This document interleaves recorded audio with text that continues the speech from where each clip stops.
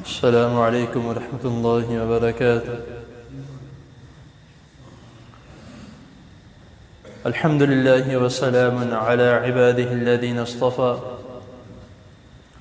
اللهم صل وسلم على نبينا محمد صلى الله عليه وسلم. أما بعد، حضرات محترم، الحمدللہ ہمارے نئے باب کا آغاز ہو چکا ہے، باب صلاۃ التطوعی، نفلی نماز کے متعلق۔ کل آپ کے سامنے اس باب کے متعلق چند باتیں بیان کی تھیں۔ آج جو ہے اس کا پہلا سبق اللہ تعالیٰ ہم جو بھی سنیں اور جو بھی میں سناؤں، مجھے اور آپ کو اس پر عمل کرنے کی توفیق عطا فرمائے۔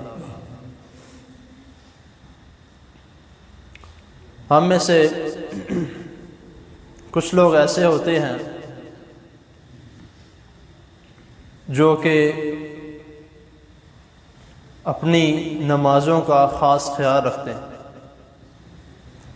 یعنی 5 وقت کی نماز باجماعت تکبیر اولیٰ کے ساتھ اس کا اہتمام کرتے ہیں، اور کئی مرتبہ یہ بھی کوشش کرتے ہیں کہ نماز سے پہلے ہی، یعنی کہ اذان کے فوراً بعد مسجد میں چلے جائیں، سنتیں ادا کریں۔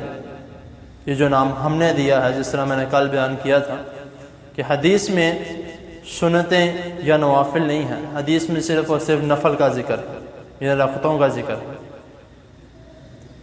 تو جا کے ہم نفل ادا کریں تو نماز فرض کے علاوہ بھی کئی مزید نفل ادا کریں۔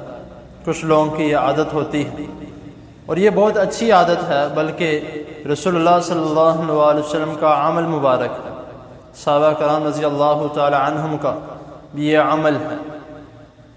تو کوشش کرنی چاہیے کہ سب کو ہی یہ عمل اختیار کرنا چاہیے۔ اور کچھ ہم میں سے لوگ ایسے ہوتے ہیں جو فرض نماز تو ادا کرتے ہیں، لیکن سنتے نوافل کی باری آئے تو وہ کہتے ہیں کہ فرض ہی پڑھ لیں، یہی کافی ہے، باقی نماز کہاں پڑھی جاتی ہے، ٹائم نہیں ہے، کاروبار میں جانا ہے، یہ کرنا۔ اور کچھ لوگ تو ایسے ہیں جو اللہ تعالی ہمیں ایسے لوگوں سے بچا کے رکھے کہ جو نماز کی طرف آتے ہی نہیں ہیں،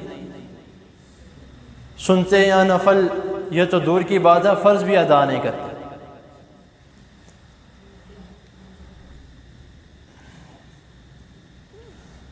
حضرت ربیعہ بن کعب رضی اللہ تعالی عنہ کے متعلق آتا ہے، وہ بیان کرتے ہیں، صحیح مسلم کی یہ حدیث ہے، حدیث نمبر 1094 میں 1094، جس میں وہ بیان کرتے ہیں کہ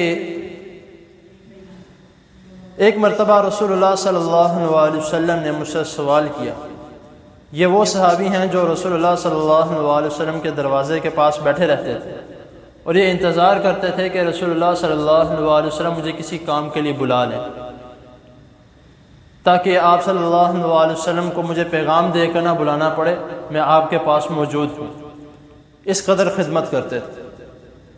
تو ایک مرتبہ رسول اللہ صلی اللہ علیہ وسلم نے، یہ جو بیان کر رہے ہیں یہ خود اپنی بات بیان کر رہے ہیں کہ تہجد کا وقت تھا، تو میں نے نبی کریم صلی اللہ علیہ وسلم کے ضرورت کی جو چیزیں تھیں، پانی تھا اور اس کے علاوہ، تو میں آپ صلی اللہ علیہ وسلم کے پاس گیا، وضو کروا کے فارغ ہوا تو رسول اللہ صلی اللہ علیہ وسلم نے مجھ سے سوال کیا کہ ربیعہ کیا چاہتے ہو، سل، کیا مانگتے ہو؟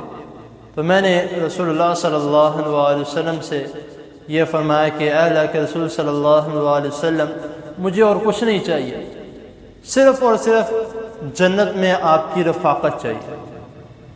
یہ ہوتے ہیں جن سے میں کہوں گا کہ سچی رسول اللہ صلی اللہ علیہ وسلم سے محبت کرنے والے، کیونکہ آج کا ہمارا جو مسلمان ہے وہ صرف اور صرف محبت کا دعویٰ کرتے ہیں، محبت نہیں کرتے، معذرت کے ساتھ، کیونکہ جب اگر ہماری محبت ہو تو ہم محبت کا اظہار کریں۔